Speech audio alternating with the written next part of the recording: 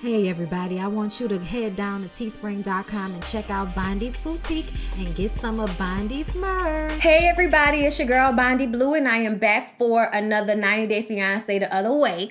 So, let's just go ahead and get into it. Let's start off with Tiffany and Rodney. So just when we thought Tiffany and Rodney were about to have their happily ever after, even though he has a gambling issue, she's trying to force her child to see him as a father figure, even though he don't know him. Whole bunch of problems and issues in this situation. But they decide to have bachelor and bachelorette parties. And Tiffany has laid down laws, okay, for Rodney. She doesn't want any excessive drinking. She doesn't want any gambling. She doesn't want him spending any, immense amounts of money. His homeboy comes over. She doesn't want any women or strippers, and he agrees to it.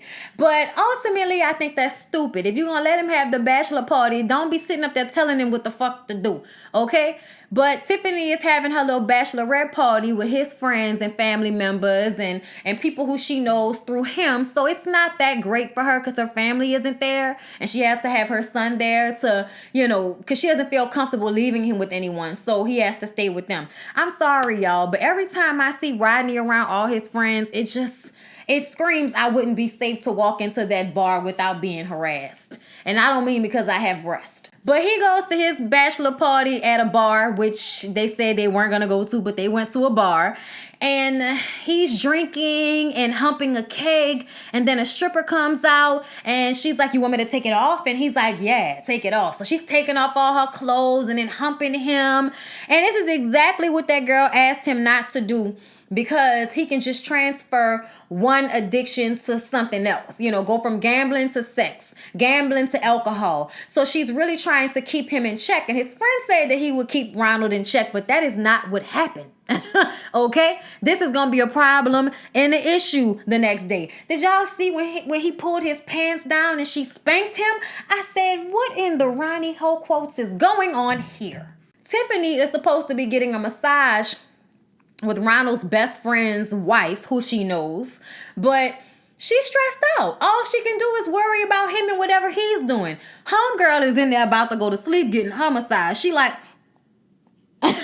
meanwhile, Tiffany is like, I'm trying to trust him, but it's so difficult. And it's like, girl, if you don't shut the fuck up and enjoy that massage, and please stop, okay? Because if you're going to be this stressed out about it, I don't understand doing as much as you've done to be with him and move your life to another country when you can't trust that he won't become an alcoholic or a whore because he quit gambling. Like, I don't understand, Tiffany, but I guess everything will come out in the wash eventually. But she says if her trust is broken, it's over. Ain't no marriage happening. I'm like, well, at least you acting like you got some sense. We'll see when you find out what he's done, what your reaction is, okay?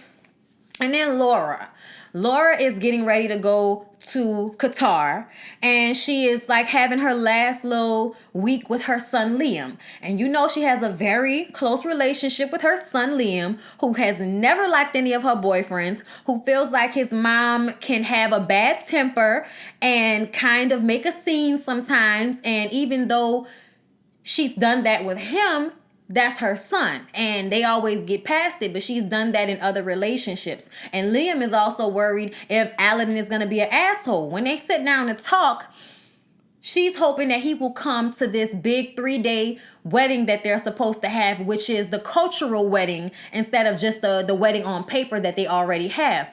But Liam starts to explain how, first of all, I didn't know about him. You left for 3 months and didn't tell me what was going on. When you come back, you're married to somebody I don't know. And they're so close that Liam felt betrayed that his mom kept him out of that part of her life.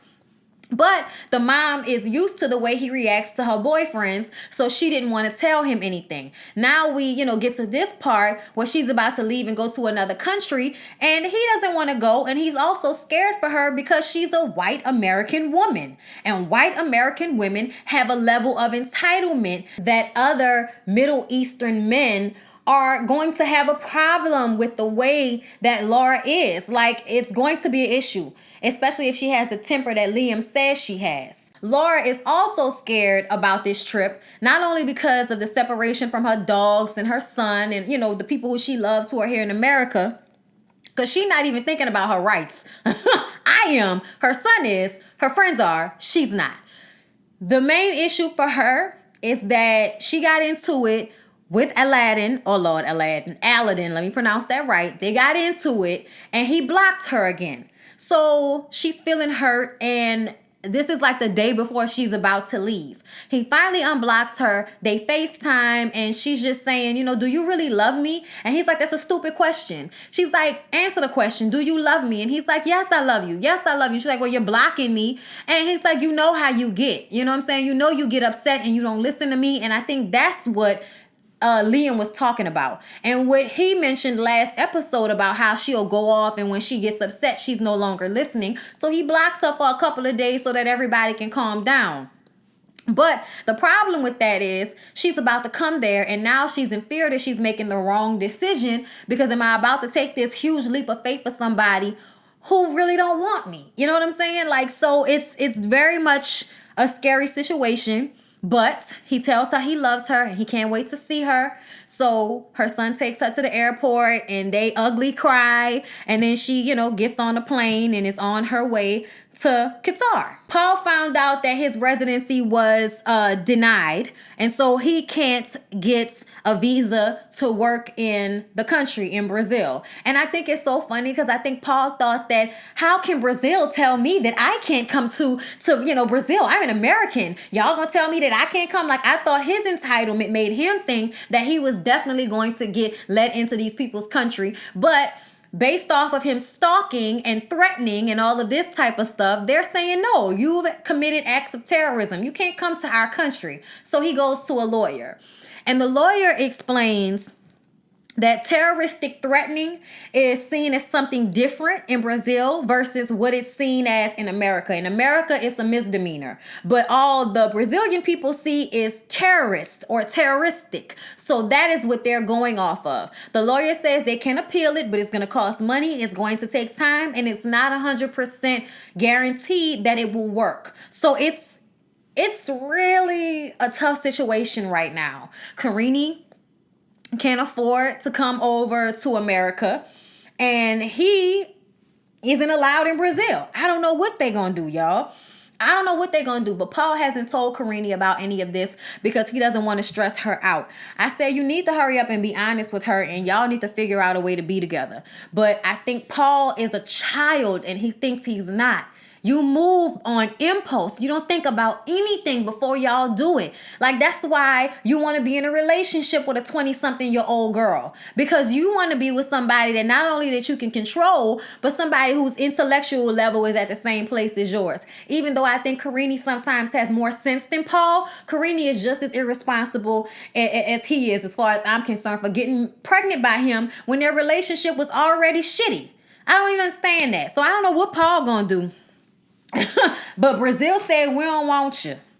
So let's move on to Devin and Jihoon. Y'all, I didn't say it before. Devin is something special. Devin says that it's important to his culture that she be a good homemaker. So she decides, it's early in the morning. She wants to get up and cook American breakfast. And they're in the kitchen and the mom is trying to help. The mom was eating raw bacon, y'all. I said, why is she eating the bacon raw? Don't do it. I'm sorry, y'all. That was disgusting to me. I'm sorry. Like, I know that a lot of the Asian cultures eat shit raw. Bacon ain't one of those things. Y'all don't have bacon? They don't have bacon? I thought people had bacon everywhere. But it is, something that's produced in somebody's warehouse. But the mama asked, was it pork belly? Like, that's what she asked what it was. I'm like, y'all got to have some version of this, right? But either way, Devin is getting increasingly annoyed with the fact that they won't just let her cook the breakfast. They're trying to get involved. They're eating shit before it's done. They're commenting about how runny the eggs are because she put cheese in the eggs, which made them salty and a little bit more runny than I guess the mom and them would have liked. So she finishes the egg, sits it on the counter, and for some reason, Drusilla, her daughter, is on the counter and puts the plate in between her legs and starts picking off of it with her hands and putting it in her mouth. And I find Jihoon's parents to be very patient when it comes to Drusilla. But Jihoon is like, Drusilla needs some manners. And she's like, she has manners. She says please and thank you. I'm like, bitch, she is standing on top of the table right now, sticking food in her mouth that's for everybody with her hands. That is not manners. What the fuck are you talking about, Devin? I don't understand Devin. Devin makes my nerves bad. So when they sit down at the table to eat, the mama is like, this is a fail. It's too salty. But she don't understand the mama, so she don't know. And Devin tells Jihoon that she really wanted to show off and impress them, and that breakfast didn't go the way that she wanted. He didn't understand what she meant by show off, so he just kind of, kind of like, I don't know what she's talking about, ma, in their language. And then they pull out the app to translate. And the mom is like, I think this is ridiculous, the fact that they can't even communicate with one another. I agree. I am so tired of these people entering in relationships with one another and they don't even speak the same language. That is ridiculous to me. I don't understand that. How can you ever have a real marriage if you can't communicate? Like, that's the basis of any marriage or relationship. Communication. But as long as you can stick your dick in somebody without a conversation, I guess this is where we are in the world. Let's get to Jenny and Sumit. So Jenny and Sumit are in the apartment. And Jenny is missing hot showers because they don't have any hot water. So what they have to do is boil water in this little bitty bowl on that little bitty hot plate stove that they have. And then he pours it in her hair so that, she can pour it over herself. I say, bitch, for all of that, you might as well hurry up and turn that cold water on, run in there, wash yourself. Because usually when you take a cold shower, when you first get in the water, it's terrible. Okay, it's not even that easy, but your body will kind of adjust and it won't feel as bad as you take the shower. I've had to take cold showers before. You just get in there, turn the water on, make this shit happen as quickly as possible, mind over matter, and you get your old ass out there and go sit down and warm up or something like that. But for him to have to keep bringing that little bitty pot back and forth to wash her hair, child, I could not. They take a walk and sit down in front of like a mausoleum. I couldn't tell y'all what the building was. It was a very beautiful building. Maybe it was a mosque. I'm not sure. But they were sitting in front of this very beautiful, picturesque building. And he explains to her that in order to spend more time with her, he quit his job. So now he's living in this expensive apartment with no job, and he lied to her about it. And now she's upset because she was expecting him to take care of her.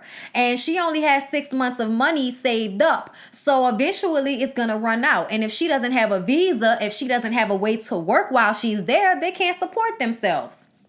Jenny's flipping out. Jenny's very uncomfortable. She feels like he's not doing what he said he would do. And she also feels as if he should have had a conversation with her before he decided to do that. But of course, that's not what he's going to do. He's going to do what he want to do because still in his mind, he's the man making decisions, even though he's making decisions like a child. Like, you don't have a job, so you can spend money. So you can spend time with her. Why not, take time off? Or why not be looking for another job now or having another hustle? But just trying to put her up in this apartment you can't afford and not having a job is completely irresponsible and shows his age. And Jenny being so upset by it just makes me look at her like, girl, what did you expect? Like, what did you expect, girl? Oh my God. But yeah, y'all, that was 90 Day Fiance the other way. I hope y'all enjoyed the review. Please don't forget to like, comment, and subscribe to my channel if you have not already. I love y'all so much, and I will see y'all in the next one.